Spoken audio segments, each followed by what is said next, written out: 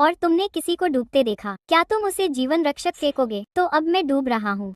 तुम बस यह नहीं जानते। अगर इस एपिसोड से एक बात सीखनी है तो वह ये है कि हाइव माइंड का मानना है कि कैरल डूब रही है। और तुम जानते हो क्या, मुझे नहीं लगता कि वे गलत हैं। हम सभी सहमत हैं कि कैरल खुशी के वायरस को उलटने की कोशिश कर रही है, लेकिन असली सवाल पूछते हैं, क्यों? दुनिया के सबसे दुखी व्यक्ति को आगे बढ़ने के लिए कौन सी शक्ति प्रेरित करती है? मेरा मतलब है, हम जानते हैं कि ऐसा नहीं है कि हेलेन संक्रमित है और वह उसे वापस सामान्य करने के लिए प्रेरित है। क्या वह हाइव माइंड को गलत साबित करना चाहती है? क्या वह दुनिया को वापस सामान्य करने वाले के रूप में जाना जाना चाहती है? आगे बढ़ते रहने के लिए कैरल के तर्क क्या हैं? खैर, इस एपिसोड से ऐसा लगता है कि कैरल को पता है कि उसके पास कितनी असीमित संभावनाएं हैं, और मेरे पास एक सिद्धांत है कि वह क्या हो सकता है। सबके साथ क्या हो रहा है? हम एक बार फिर से टेलीविजन के सबसे अनोखे और दिलचस्प शो में से एक के बारे में बात करने जा रहे हैं।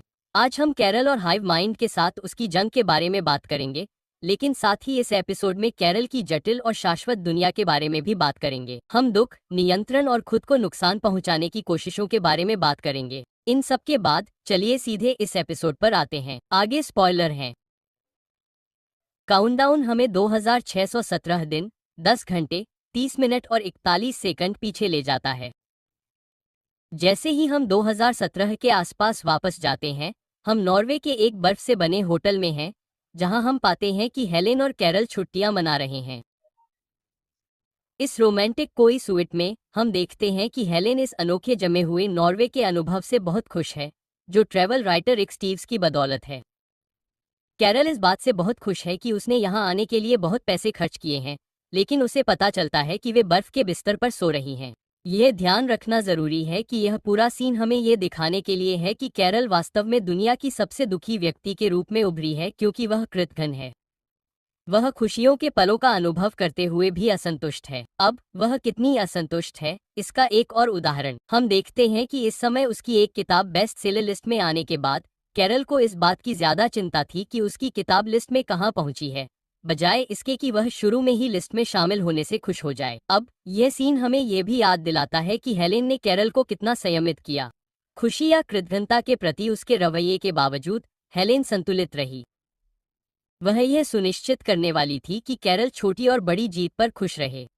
भले ही कैरल को इससे नफरत हो या वह सफलता से असंतुष्ट हो, हेलेन उसके लिए एक आदर्श थी। अब हम देखते हैं कि यह जोड़ा उत्तरी रोशनी की ओर देख रहा है और हेलेन यह सब देख रही है, लेकिन कैरल इसे स्क्रीन सेवर की तरह समझ रही है और उसे तब तक के लिए बाथरूम जाना पड़ता है जब तक कि हम हेलेन को चुप नहीं होते और वे दोनों इस पल को साथ में देखते हैं। अब जैसा कि हमने एपिसोड 1 के ब्रेकडाउन में बात की थी, मैं ये देखे बिना नहीं रह सका कि कैरल ने इस सीन में बैंगनी रंग पहना हुआ था। कैरल ने बैंगनी रंग का दुपट्टा पहना हुआ है और वे इस बारे में बात कर रहे हैं कि आसमान में रोशनी कैसे बैंगनी होने वाली है। ये बस कुछ और उदाहरण हैं जिनका मैंने एपिसोड 1 में जिक्र किया था। मुझे लगता है कि बैंगनी रंग कैरल के इस सीजन में किसी समय होने वाले संभावित अपरिहार्य परिवर्तन का प्रतीक है। अब मैं जानना चाहता हूँ कि कैरल के चेहरे पर क्या भाव थे जब वह हेलेन के बगल में बैठी थी और वे दोनों आसमान की ओर देख रहे थे। क्या ये किसी ऐसे व्यक्ति का चेहरा है जिसे इस पल की परवाह नहीं है? मुझे ऐसा नहीं लगता। जैसा कि वह इस एपिसोड में बाद में बात करेगी, मेरा मानना है कि यह एक ऐसा पल था जब कैरल वास्तव में खुश थी। उसने अपनी निराशावादी भावनाओं को एक तरफ रख दिया और उस व्यक्ति के साथ इस पल का आनंद लिया जिससे वह सबसे ज्यादा प्यार करती है। कोएला कितना दिलचस्प है। हाँ, यह एक व्यंग्य है, लेकिन आइए इस दृश्य से मैंने जो सीखा उसके बारे में बात करते हैं। मैं होटल वाले बेजॉन की शुरुआती पंक्तियों पर वापस जाना चाहता हूँ।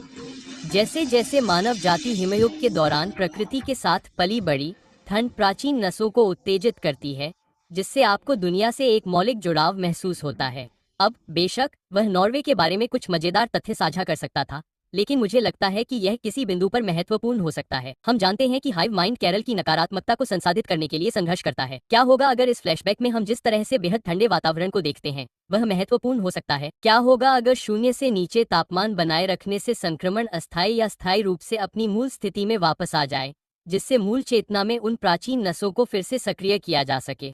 मुझे बन के बारे में भी याद है जिसने होटल के निर्माण की सावधानीपूर्वक प्रक्रिया का वर्णन किया था, लेकिन हर गर्मियों में ये सब पिघल जाता था। मैं उस काउंटडाउन के बारे में सोच रहा था जो इस वायरस के दुनिया भर में फैलने के बाद से शो में ऊपर नीचे होता रहता है।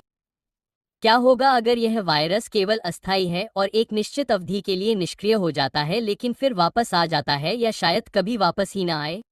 अब बाद वाले की बात करें तो अगर यह केवल एक अस्थायी वायरस है, तो क्या होगा अगर इन एलियंस या जिसने भी इस वायरस को पृथ्वी पर भेजा है, उसका विचार इंसानों को ये दिखाना है कि निस्वार्थ खुशी कितनी अच्छी होती है, और एक बार जब वे उस खुशी का अनुभव कर लेते हैं और एक बार जब यह वायरस चला जाता है तो उम्मीद है कि लोग और मानवता इसे अपने शुद्धतम रूप में अनुभव करने के बाद खुशी से भरे जीवन को जारी रखना चाहेंगे। और अंत में कैरल का उल्लेख है कि उस बर्फ के कमरे में इतनी ठंड थी कि वह $1 लाख बचा सकती थी और अपने अंडे वहां जमा सकती थी। अब बेशक यह कैरल का मजाक हो सकता है, लेकिन यह भी हो सकता है कि वे किसी समय बच्चे पैदा करने की कोशिश कर रहे थे। अब सवाल यह है कि क्या ये सच है? क्या ऐसा हो पाएगा? क्या जटिलताओं के कारण प्रयास विफल हो सकते हैं, या इससे भी बदतर, क्या कैरल की लापरवाही के कारण उन्होंने एक बच्चे को खो दिया? प्रश्नवाचक चिन्ह। अब फिर से यह सिर्फ एक मजाक हो सकता है, या अगर यह सच है तो हम सटीक परिणाम नहीं जानते हैं, लेकिन संदर्भ स्पष्ट हो सकता है। कैरल और हेलेन ने भविष्य के परिवार का एक सपना साझा किया था जिसे संभावित रूप से उनसे छीन लिया गया था। अब वर्तमान दिन पर वापस आते हैं। अब तीसरा दिन है दुनिया के इस नए तरीके में शामिल होने के बाद से 3 घंटे 11 मिनट और 13 सेकंड।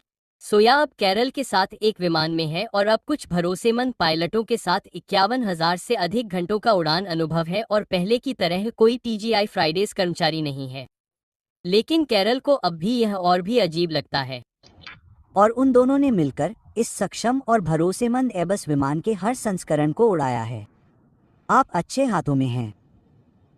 यह TGI फ्राइडेज की लड़की से भी अजीब है। क्या आप यह इसलिए कर रहे हैं क्योंकि उसने मुझे डरा दिया? ओह, यह एक सकारात्मक है। कैरल, कृपया इसे फिर से बंद करो। कभी संतुष्ट नहीं। हम कैरल को कुछ गोलियां लेते हुए देखते हैं। इस पर बाद में और बात करेंगे। लेकिन अभी पिछले एपिसोड में संक्रमितों से असफल मुलाकात के बाद कैरल अब उन अंग्रेजी न बोलने वालों के बारे में सब कुछ जानना चाहती है जो संक्रमित नहीं हैं। उसे उम्मीद है कि दुनिया को बचाने का उसका अनुभव पहले से काफी अलग और बेहतर होगा। जोशा कैरल को हर अंग्रेजी न बोलने वाले संक्रमितों के बारे में कुछ बुनियादी जानकारी देती है। हमारे पास बिल्ली प्रेमियों, डांसरों, मछुआरों और भविष्य के संभावित टट्टू प्रशिक्षकों का एक दिलचस्प मिश्रण है जिनकी उम्र 8 से 89 साल के बीच है। अब कैरल के लिए दुर्भाग्य से उनमें से कोई भी डॉक्टर या वैज्ञानिक नहीं है। अब कैरल बताती है कि क्या मनुसोस नाम के नए खोजे गए असंक्रमित व्यक्ति के बारे में कोई जानकारी है, जिसका उल्लेख एपिसोड 2 में किया गया था। लेकिन बात यह है कि खोजे जाने के बाद से वह हाइव माइंड से संवाद करने से बचने में कामयाब रहा है। ऐसा लगता है कि कैरल और उसकी अच्छी बनती है। अब कैरल भाषा की बाधा के बावजूद जोसा से उसे फोन करवाती है और यहीं पर कैरल को एहसास होता है कि उससे संपर्क करना इतना मुश्किल क्यों है, क्योंकि वो उनका कॉल रिसीव नहीं करता। दूसरी कॉल पर वो कैरल की आवाज सुनता है और तुरंत फोन काट देता है। अब वो कहते हैं कि तीसरी बार का जादू काम आया, क्योंकि वो उसे तीसरी बार कॉल करते हैं और कैरल उसे मिल जाती है और वो जल्दी से अपना परिचय देती है, लेकिन वो उसे बीच में ही रोक देता है और स्पेनिश में कुछ कहता है। इसका मतलब है, मेरे साथ छेड़छाड़ करना बंद करो, मुझे अकेला छोड़ दो बेवकूफों। उद्धरण चिन्ह, और फोन काट देता है। ध्यान रहे वो हजारों फीट ऊपर हैं और मैं खुद से सोच रहा था कैरल को अपना गुस्सा शांत रखना चाहिए, क्योंकि अगर वो परेशान हो गई और हाइव माइंड में जोसा पर अपना गुस्सा निकाल दिया तो ये हवाई यात्रा अच्छी तरह से खत्म नहीं होने वाली है। अब कैरल जोसा को तुरंत फोन करने को कहती है और वो फिर से फोन उठाता है, लेकिन इस बार कैरल उसे आखिरी शब्द नहीं बोलने देती और उसे गलत न बोलने को कहती है। मैं वो शब्द नहीं बोलूंगा, लेकिन तेरी माँ को धिक्कार है, तू कमीना। जैसा कि हम देखते हैं कैरल बाथरूम की तरफ भागती है और जोसा उसकी तरफ से माफी मांगता है। अब आप देखते हैं कि कैरल बाथरूम में थोड़ी असंतुलित और लड़खड़ा रही है और ये प्रभाव उन गोलियों के कारण हो सकता है जिन्हें हमने सीन में पहले देखा था। अब आगे बढ़ने से पहले कैरल के संभावित नए सबसे अच्छे दोस्त मनुसोस के बारे में बात करते हैं। वह व्यक्ति प्रतीत होता है जिसकी कैरल को तलाश थी, क्योंकि ऐसा लगता है कि वह उसके साथ कुछ भी नहीं करना चाहता है और सबसे महत्वपूर्ण बात, वह हाइव माइंड के साथ संवाद नहीं करना चाहता है। अब सवाल यह है कि क्या वह दुनिया को ठीक करने की इच्छा से कैरल के खेमे में हो सकता है, या वह अकेले रहने में संतुष्ट है। मैं शर्त लगाता हूं कि हम उसे जल्द ही देखने जा रहे हैं, क्योंकि मुझे यकीन है कि वह शो के मुख्य ट्रेलर में से एक में देखा गया है। इसलिए मैं इन दोनों की मुलाकात के लिए उत्साहित हूं, क्योंकि मुझे लगता है कि वे सबसे अच्छे दोस्त बनने जा रहे हैं। अब वापस घर की ओर, पर अंदर जाने से पहले हम देखते हैं कि जोसा और हाइव माइंड के बाकी लोगों ने कैरल के मेल इकट्ठा कर लिए हैं और उन्हें लगता है कि बॉक्स के अंदर रखी चीजों को पाकर कैरल खुश होगी। अब कुछ बिलों को देखने के बाद उसे हेलेन के नाम वाला कुछ मिलता है और वह खुद को संभालने में कुछ देर लगाती है। अब आप देखेंगे कि कैरल ने बाकी बिलों को फेंक दिया, क्योंकि अब उनका कोई मतलब नहीं रह गया था, लेकिन उसने हेलेन के नाम वाले बिलों को रख लिया। अब कैरल बॉक्स को खोलते ही उसे फेंकती नहीं है, और अंदर उसे एक मसाज मिलता है जो दर्द और तनाव से राहत दिलाने में मदद करता है। कैरल हेल्पलाइन पर कॉल करती है और जोसा बताती है कि यह हेलेन ने मंगवाया था क्योंकि कैरल टूर के दौरान बहुत तनाव में थी और हेलेन ने इसे घर वापसी के लिए सरप्राइज गिफ्ट के तौर पर खरीदा था। मौत के बाद भी हेलेन ये सुनिश्चित कर रही है कि कैरल का ख्याल रखा जा रहा है। यहाँ हेलेन हाइव माइंड से हेलेन के बारे में सब कुछ भूल जाने और उसे फिर कभी न बुलाने की मांग करती है। कैरल को उसकी याद तब आती है जब वह फोन रखती है और थोड़ी देर के लिए बाहर देखती है जहां उसने हेलेन को दफनाया था। चौथा दिन 12 घंटे 31 मिनट और 22 सेकंड। अब अगला दिन है और हम पाते हैं कि कैरल टीवी पर क्लासिक गोल्डन गर्ल्स देख रही है और तभी दरवाजे की घंटी बजती है। अब इस सीन में गोलियों की एक बोतल का एक छोटा सा शॉट है।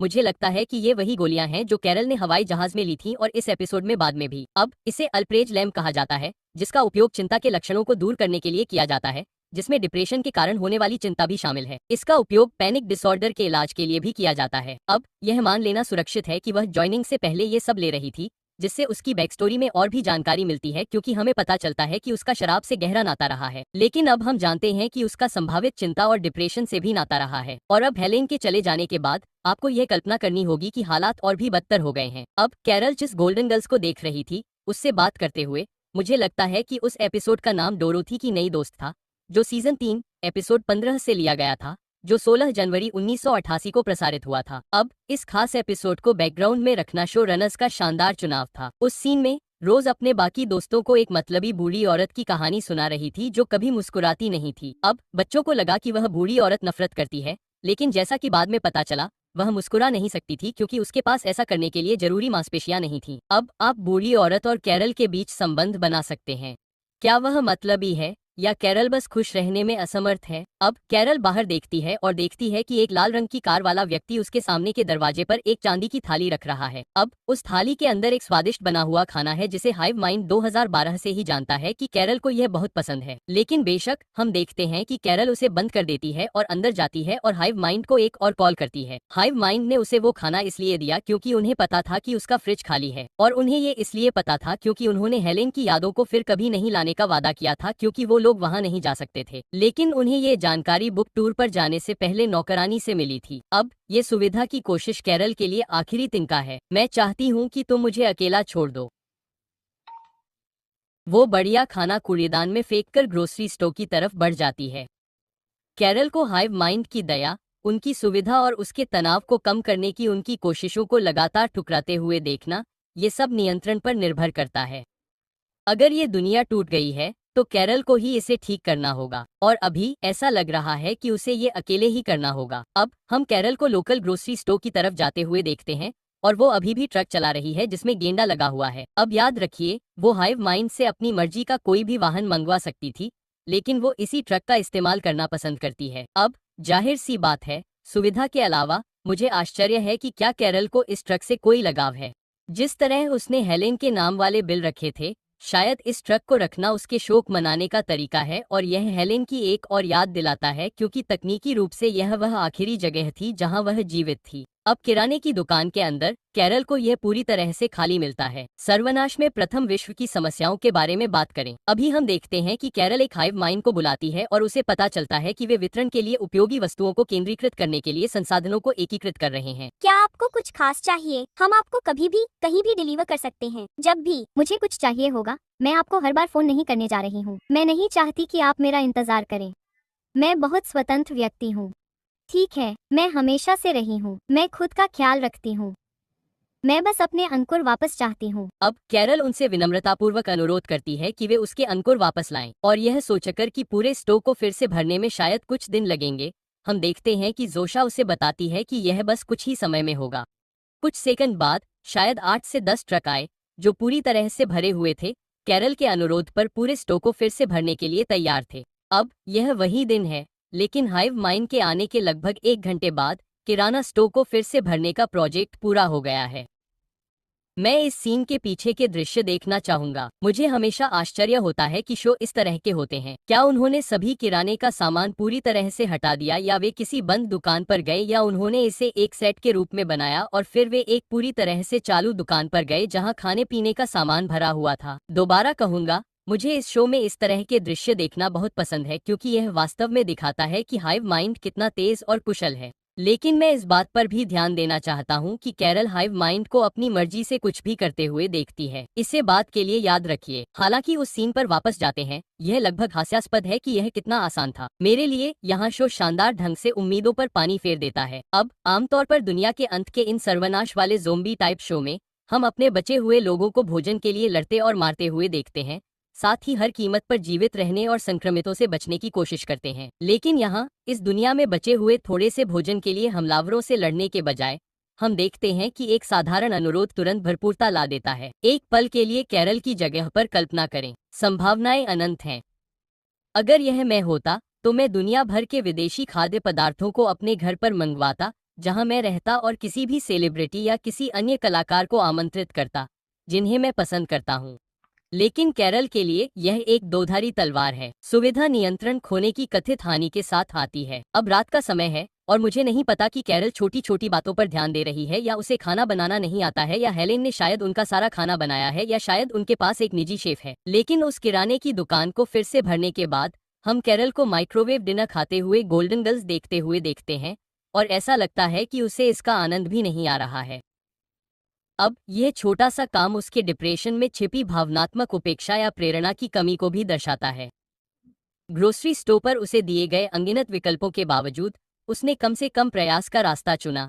शायद यह उसके अपने अंदर के खालीपन को दर्शाता है। अब माइक्रोवेव में अच्छा खाना न मिलने के बाद मामले को और बदतर बनाने के लिए सारी लाइटें चली जाती हैं, और सिर्फ कैरल के घर की ही नहीं बल्कि पूरे शहर की। लेकिन लगभग तुरंत उसके घर और उसके पड़ोसियों की लाइटें फिर से जल जाती हैं। जैसे ही जोसा ने फोन किया, डराने के लिए माफी मांगते हुए, ये समझाते हुए कि यह संरक्षण के लिए था। कैरल, क्या हम तुम्हें खुश करने के लिए कुछ कर सकते हैं? मुझे खुश करो। क्यों? मैं ठीक हूँ। मैं बहुत खुश हूँ। मेरे साथ ऐसा कुछ भी नहीं है जिसे एक हथगोला ठीक नहीं कर सकता। क्या तुम्हें ऐसा कुछ मिला? क्योंकि मुझे लगता है कि मानव इतिहास के सबसे महान सप्ताह के लिए यह एकदम सही टॉपर होगा। अब गोल्डन गर्ल्स को और देखने की ओर लौटते हैं। हम देखते हैं कि कैरल अपनी दवा ले रही है, लेकिन पानी पीने की बजाय वह कुछ वोडका लेती है, जो निश्चित रूप से किसी भी दवा के साथ अच्छा नहीं है। यह खुद को नुकसान पहुंचाने का सीधा सीधा काम है, जो उसके दर्द और खुद की देखभाल करने से इनकार करने का साफ संकेत है। अब बाहर जोसा ने नीले रंग के कपड़े पहने हैं, ठीक उसी कार की तरह जिसमें वह गाड़ी चला रही है। यह याद रखना कि नीला रंग शांति, विश्वास और वफादारी का प्रतीक है। जोसा कैरल द्वारा फोन पर व्यंग्यपूर्ण ढंग से मांगे गए हैंड ग्रेनेड को पहुंचाने के लिए यहाँ है। अब जैसे ही जोसा जा रही होती है, कैरल उसे ड्रिंक के लिए अंदर बुलाती है। तुम हैंड ग्रेनेड ला सकती हो। यहाँ हमें पता चलता है कि जोसा हाइव माइंड में दूसरों को प्रभावित किए बिना शराब पी सकती है। उदाहरण के लिए, उसके नशे में होने पर भी किसी बच्चे पर कोई असर नहीं पड़ता। यह हाइव माइंड के काम करने के तरीके के बारे में एक दिलचस्प जानकारी है। मुझे आश्चर्य है कि अगर कोई प्रभावित व्यक्ति नशे में हो जाता है तो वह इसे कैसे संभालता है। क्या वह हमेशा खुश रहता है, और क्या दूसरों के खुश रहने से भी इसका कोई संबंध है? नशे की बात करें तो जोसा, जो थोड़ी नशे में हो सकती है, अलग अलग शराब के बारे में मजेदार बातें बताने लगती है, जिससे कैरल का मनोरंजन होता है। अब कैरल हाइव माइंड में उसके होने की टाइमलाइन के बारे में पूछती है, और उसे पता चलता है कि यह हफ्तों, महीनों या उससे भी ज्यादा समय तक हो सकता है। अब आगे बढ़ने से पहले, क्या अप्रभावित को संक्रमित में बदलने का प्रोजेक्ट इस सीजन का एंड गेम है, या यह इस सीरीज को खत्म करने वाला एंड गेम है? ये देखने के लिए कि कैरल कब और कैसे बदलेगी। अब कैरल हाइव माइंड से मिले जुले मैसेज को सामने लाती है कि उसे सीमित अधिकार दिए गए हैं जब तक कि वे यह पता नहीं लगा लेते कि वे उसे अपने साथ कैसे जोड़ेंगे। मेरा मतलब है, मुझे लगता है कि मेरे पास अधिकार है जब तक कि मेरे पास अधिकार नहीं है। यहाँ हाइव माइंड कैरल के साथ वास्तविक हो जाता है।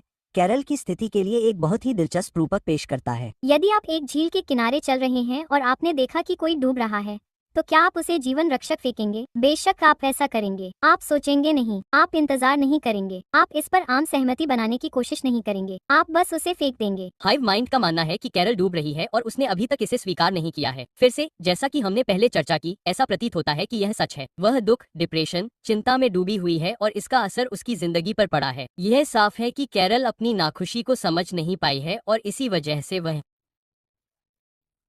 इन तीनों एपिसोड में दुनिया की सबसे दुखी इंसान बन गई है। हाइव माइंड खुद को बचाने वाला मानता है, लेकिन जैसा कि हम जानते हैं, इसकी एक कीमत भी चुकानी पड़ती है। अब कैरल बताती है कि वह इस महान हाइव माइंड का हिस्सा होने का अनुभव कैसा मानती है। नॉर्वे के आइस होटल में रहना कैसा था, ये बताते हुए चीजें हमेशा अच्छी और खूबसूरत होती हैं, लेकिन वह खुद को रोक लेती है। लेकिन हम देखते हैं कि जोसा अपनी बात पूरी कर लेती है, जो कि इस एपिसोड की शुरुआत में हेलेन के साथ नॉर्वे में बिताए समय के बारे में है। अब बेशक यह पहले बताए गए नियम का उल्लंघन करता है और वह है हेलेन की यादें प्रतिबंधित। कैरल सोशा के सामने आती है और ऐसा लगता है कि वह उस पर चिल्लाने के लिए तैयार है और नकारात्मकता के कारण हाइव माइंड को परेशान कर देगी। और हम जानते हैं कि कैरल के उनके प्रति नकारात्मक होने पर क्या होता है, लेकिन वह ऐसा नहीं करती। लेकिन धमकी इसलिए दी गई क्योंकि हम जानते हैं कि यह उनकी कमजोरी है। कैरल शायद अपने शरीर में शराब के साथ गोलियां भर रही होगी, ये सोचकर कि वे उसके लिए हथगोला नहीं ला सकते, क्योंकि वह उसे उठाती है और पिन निकालती है। जैसे ही जोसा शांति से हथगोला उठाती है और खिड़की से बाहर फेंक देती है और वह फट जाता है, उस हथगोले से पिन निकालना मुझे कैरल के आत्मविनाश के तरीके को दर्शाता है, एक तरह का रूपक और उसकी अपनी अनंत उथल पुथल का शाब्दिक विस्फोट। अब हम हथगोले के कारण हुए परिणाम को देखते हैं, जब सोसा धीरे धीरे बाहर निकलती है और हथगोला फटने पर कैरल को ढकने वाले मलबे से उसकी पीठ पर घाव के साथ बेहोश हो जाती है। कैरल फिर से दिखाती है कि हाइव माइंड और सोसा को नापसंद करने के बावजूद वह अभी भी एक ऐसी व्यक्ति है जो किसी जरूरतमंद की मदद करने की परवाह करती है, क्योंकि उसे मदद मिलने वाली है। लेकिन बेहोश होने से पहले जोसा उसे बताती है कि मदद आ रही है। मैं ये जानने के लिए उत्सुक हूँ कि कैरल के घर का क्या होगा, क्योंकि हम देखते हैं कि उसके घर का अगला हिस्सा क्षतिग्रस्त हो गया है और मुझे आश्चर्य है कि क्या उसे अस्थायी रूप से बाहर जाने के लिए मजबूर किया जाएगा जब तक कि हाइव माइंड इस समस्या को ठीक नहीं कर लेता। मुझे नहीं लगता कि कैरल स्थायी रूप से बाहर जाकर नए घर में जाएगी, क्योंकि जैसा कि हमने बात की थी, वह दूर नहीं जाना चाहती, क्योंकि यह वह घर है जिसमें वह हेलेन के साथ रहती है। अब जैसे ही हम इस एपिसोड के अंत में आते हैं, अब सुबह हो चुकी है और अस्पताल में जोसा की खबर का इंतजार किया जा रहा है। एक डीएचएल कर्मचारी उसे बताता है कि जोसा ठीक हो जाएगी, हालांकि उसे कुछ खून बह गया है और कुछ चोटें भी आई हैं। फिर से मैं ये बताना चाहता हूँ कि कैरल को यह जानने के लिए अस्पताल में इंतजार नहीं करना पड़ा कि जोसा ठीक होने वाली है या नहीं, जिससे मुझे पता चलता है कि उसे परवाह है। अब कैरल जानना चाहती है कि आखिर उन्होंने उसे शुरुआत में ही हथगोला क्यों दिया, क्योंकि वह स्पष्ट रूप से व्यंग्य कर रही थी। जैसे ही वह पूछती है कि क्या वे उसे इस घटना के बाद भी एक और हथगोला देंगे, और वे देंगे। यह मेरे लिए बहुत दिलचस्प है, क्योंकि हाइव माइंड के इस स्तर पर अंतर नहीं कर पाना कि कोई गंभीर है या कोई व्यंग्यात्मक। आप सोचेंगे कि हाइव माइंड के बारे में उन्हें जो भी जानकारी है उसके बाद वे अंतर बता पाएंगे, लेकिन स्पष्ट रूप से वे ऐसा नहीं कर सकते। यह लगभग वैसा ही है जैसे उनके पास दुनिया की सारी किताबें पढ़ने की समझ हो, लेकिन उनमें सामान्य ज्ञान की कमी हो। कैरल आगे कहती है कि अगर वे उसे एक टैंक या बजूका देते तो वे देते, लेकिन कैरल कहती है, एटम बम के बारे में क्या ख्याल है। अब हाइव माइंड की ओर से थोड़ी हिचकिचाहट होती है, लेकिन अगर अनुरोध किया जाता है तो वे कैरल के साथ पक्ष और विपक्ष पर विचार करेंगे। लेकिन अंत में हाँ, वे उसे एक परमाणु बम देंगे, क्योंकि हम तुम्हें खुश करने के लिए जमीन आसमान एक कर देंगे। कैरल, क्या तुम एक परमाणु बम चाहोगी? कैरल के चेहरे पर दिखने वाला भाव नॉर्वे में उसके चेहरे जैसा ही है, सब कुछ कह देता है। कैरल को एहसास हो रहा है कि वे उसे वह सब कुछ देंगे जो वह मांगेगी। मुझे लगता है कि कैरल के दिमाग में अब एक अच्छा आइडिया आया होगा, क्योंकि उसे पता है कि उसे खुश करने के लिए वो कुछ भी कर सकते हैं। अगर मैं कैरल की जगह होता तो मैं यही करता, और शायद वो भी यही सोच रही होगी। हम जानते हैं कि ये उनकी फितरत है कि वो सभी संक्रमित लोगों को अपना बना लेते हैं, और ऐसा करने के लिए वो दिन रात काम करते रहते हैं। लेकिन इस बारे में क्या होगा अगर कैरल दुनिया के कुछ सबसे होशियार लोगों से कहे कि वो दिन रात काम करें ताकि वायरस को खत्म करने और दुनिया को ठीक करने का कोई तरीका खोज सकें? मेरा मतलब है, वो ना नहीं कह सकते, है ना? या कम से कम ये तो हो सकता है कि हाइव माइंड कैरल से झूठ नहीं बोल सकता। तो क्या होगा अगर वो उनसे पूछे कि क्या वायरस को खत्म करने का कोई तरीका है? क्योंकि मुझे नहीं लगता कि वो उससे झूठ बोल सकते हैं। अब अपनी थ्योरी को परखने के लिए मैंने अगले हफ्ते के एपिसोड में हम क्या उम्मीद कर सकते हैं उसका एक सारांश निकाला है। जैसा कि सारांश में लिखा है, कैरल अपने अहंकार की कीमत पर इस अजीब ईमानदार दुनिया की सीमाओं का परीक्षण करती है। इसमें यह भी कहा गया है कि बहुत दूर एक दृढ़ निश्चयी व्यक्ति को पता चलता है कि वह अकेला नहीं है। मुझे लगता है कि वह हमारा दोस्त मनुतोस है, इसलिए मुझे लगता है कि यह मान लेना सुरक्षित है कि अगले हफ्ते हम कैरल को हाइव माइंड की ओर से कुछ बड़े अनुरोध करते हुए देख सकते हैं। लेकिन फिर से, अगर मैं उसकी जगह होती तो मैं बस यही पूछती कि क्या वायरस को उलटने का कोई तरीका है, और अगर कोई तरीका है तो उसे काम करके दुनिया को ठीक कर दो। कुल मिलाकर मुझे यह एपिसोड वाकई पसंद आया। अब बेशक हमें पहले 2 एपिसोड में पेश किए गए बड़े सवालों के जवाब में कोई बड़ा सुराग नहीं मिला। उदाहरण के लिए, केवल 13 लोग ही संक्रमित क्यों नहीं हैं? वायरस किसने भेजा था? इसके बजाय हमें कैरल के बारे में और जानने को मिला कि वह अंदर से किससे जूझ रही है। कैरल और जोसा के बीच की बातचीत मुझे बहुत पसंद आ रही है, लेकिन मैं ये देखने के लिए उत्सुक हूँ कि कैरल के साथ कुछ जानलेवा परिस्थितियों का सामना करने के बाद क्या जोसा फिर से काम करना चाहेगी। फिर से मुझे लगता है कि कैरल हाइव माइंड का फायदा उठाएगी, वह उसे खुश करने के लिए कुछ भी करना चाहेगी, और मैं कैरल के मनुटोज में एक नए सबसे अच्छे दोस्त से मिलने का इंतजार कर रहा हूँ। इन सब बातों के साथ हम प्लूरस के सीजन 1 के एपिसोड 3 के इस हफ्ते के ब्रेकडाउन के अंत में आ गए हैं। अब $1 मिलियन का सवाल ये है कि आप सभी ने क्या सोचा? मुझे नीचे कमेंट्स में अपने विचार बताएं। आप सभी को यह एपिसोड कैसा लगा? कुछ गहरे अर्थ क्या थे? कुछ ईस्टर एग, कुछ ऐसी चीजें जो आप सभी ने भावनात्मक कहानी से वास्तव में सीखी, और आप सभी को कैरल के बारे में क्या पता चला? मुझे नीचे कमेंट्स में इस बारे में अपने विचार बताएं। इस ब्रेकडाउन को देखने या सुनने के लिए आप सभी का धन्यवाद। अगर आप सभी ब्रेकडाउन में इस मुकाम तक पहुंच गए हैं तो मैं आपका बहुत बहुत धन्यवाद करता हूं। इस हफ्ते का विशेष शब्द अभी कमेंट्स में डालना है #शूपीटीशू। अब अगर आप सभी ने इस हफ्ते के एपिसोड का आनंद लिया और मेरी कवरेज का आनंद लिया तो कृपया लाइक बटन दबाना न भूलें। लेकिन साथ ही अगर आप इसे YouTube पर देख रहे हैं तो लाइक बटन दबाने के बाद आप इस वीडियो को हाइप भी कर सकते हैं। मैं आपके सहयोग की बहुत सराहना करूंगा। साथ ही अगर आप सभी इस वीडियो को उन सभी लोगों के साथ साझा कर सकते हैं जिन्हें इस शो के बारे में